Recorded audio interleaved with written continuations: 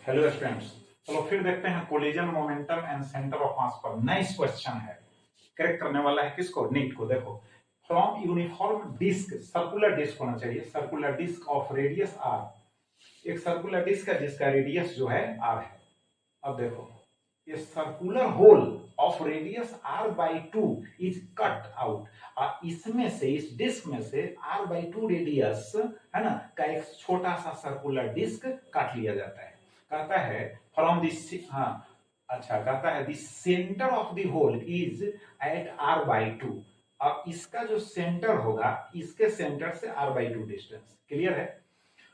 अच्छा, अब find the centre of mass of remaining part. जब इसको काट लिया गया तो जो बच गया भाग ऐसे, उसका सेंटर ऑफ मास किधर शिफ्ट करेगा? अब इधर शिफ्ट करेगा कि इधर शिफ्ट करेगी तो खाली भाग हो जाएगा, तो इधर ही शिफ्ट करेगा। लेकिन निकालते हैं।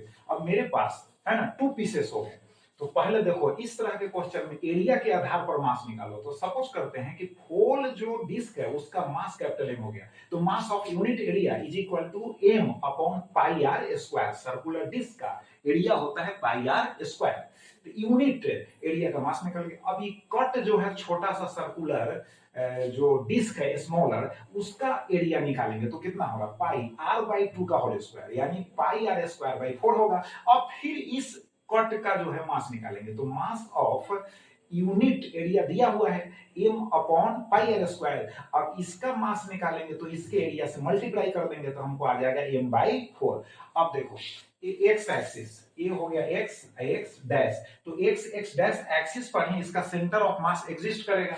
तो देखो xcm is equal to m1, जैसे हम पढ़ाए हुए हैं पहले, m1 x1 plus m2 x2 divided by m1 plus m2। तो इस फार्मूला का यूज करो। तो xcm is equal to m into 0।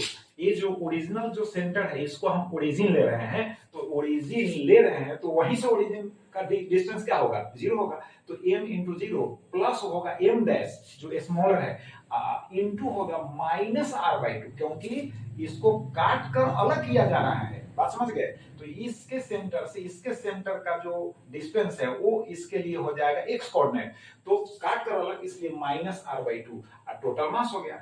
अब यहां पर देखो, अब ये तो 0 हो गया, m डैश का वैल्यू रख दिए माइनस m बाई 4। अब माइनस ये जो प्लस माइनस माइनस हो गया, r बाई 2 है ही, और नीचे जो होगा m, अब प्लस m डैश है तो m डैश का वैल्यू कितना? m बाई 4 है। चूंकि काट कर हम अलग जहां कर रहे हैं तो यहाँ माइनस m बाई 4 लिखना होगा। अब इसको सोल्व कर लिया, यहाँ पर माइनस एम आर बाई 8 हो गया, यहाँ इसको सोल्व करेंगे तो 3m बाई 4 होगा।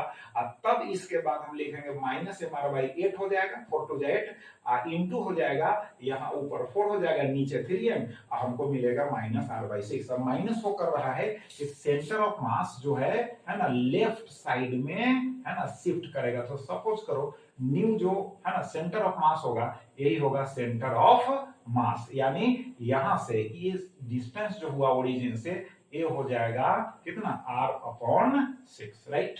तो इसको प्रैक्टिस करें, फिर नेक्स्ट वीडियो में हम नेक्स्ट नाइस क्वेश्चन के साथ मिलेंगे। Thank you very much.